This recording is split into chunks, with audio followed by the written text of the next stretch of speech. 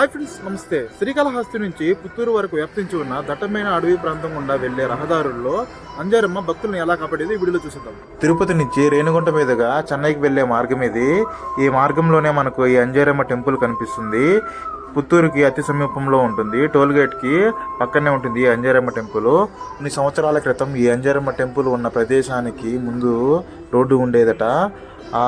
ఆ రోడ్డు మీద ఎంతో మంది యాక్సిడెంట్స్ అయ్యి ఇక్కడ చనిపోయేవారు. అందుకనే ఈ అంజారమ్మ టెంపుల్ని ఇక్కడ నిర్మించారు.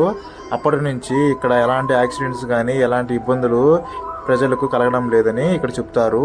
అందుకనే ఈ అమ్మవారి ఆలయానికి ఆదివారము, మంగళవారము, శుక్రవారము అత్యధిక సంఖ్యలో ప్రజలు వస్తూ ఉంటారు. ఈ హైవే మీదుగా ఎవరన్నా వెళ్ళినట్లయితే వారు ఖచ్చితంగా ఈ అమ్మవారి ఆలయంలోని అమ్మవారిని అంజారమ్మని దర్శించుకొని ఇక్కడ కాసేపు వేచి ఉండి వెళ్ళినట్లయితే వారికి మంచి జరుగుతుందని చెబుతారు.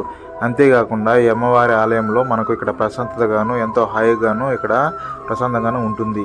అందుకని ఈ అమ్మవారి ఆలయం దగ్గరికి వచ్చి ఎంతోమంది భక్తులు వెళ్తూ ఉంటారు. ఈ ఆలయంలో మనం ఒకవైపు చూడొచ్చు, ఒకవైపు పొంగుళ్ళు, ఒకవైపు భోజనాలు వంటివి ఎన్నో నిర్వహిస్తూ ఉంటారు. అంతేకాకుండా కంకణాలు వంటివి ఈ ఆలయంలో కడుతూ ఉంటారు. అంజారమ్మను దర్శించుకోవాలనుకున్న వాళ్ళు, మొక్కులు తీర్చుకోవాలనుకున్న వాళ్ళు ఎక్కువ మంది భక్తులు ఈ అమ్మవారి ఆలయంలో భోజనాలు చేసుకుని అక్కడే స్వీకరించి ఇక్కడి నుంచి తిరిగి వెళ్తారు.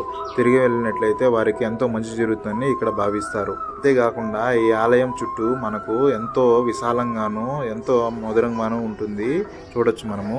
కోరికలు తీర్చే అంజారమ్మగా ఎలాంటి అపాయాలు జరగకుండా చూసుకునే అమ్మవారిగా మనకు ఇక్కడ అమ్మవారు దర్శనమిస్తారు. ఇలాంటి అమ్మవారిని దర్శించుకోవడం ఎంతో మాకు మంచిదని భావిస్తున్నాం. అంతేకాకుండా ఈరోజు ఆదివారం కావడంతో అమ్మవారి ఆలయానికి ఎంతో మంది భక్తులు వచ్చారు. అంతేకాకుండా ఇక్కడ చూడొచ్చు, అమ్మవారికి తమ మొక్కులను ముడుపుగా కట్టి ఇక్కడ వేప చెట్టుకు కట్టుతారు. ఆలయం మొత్తం కంప్లీట్ వ్యూ చూద్దాం.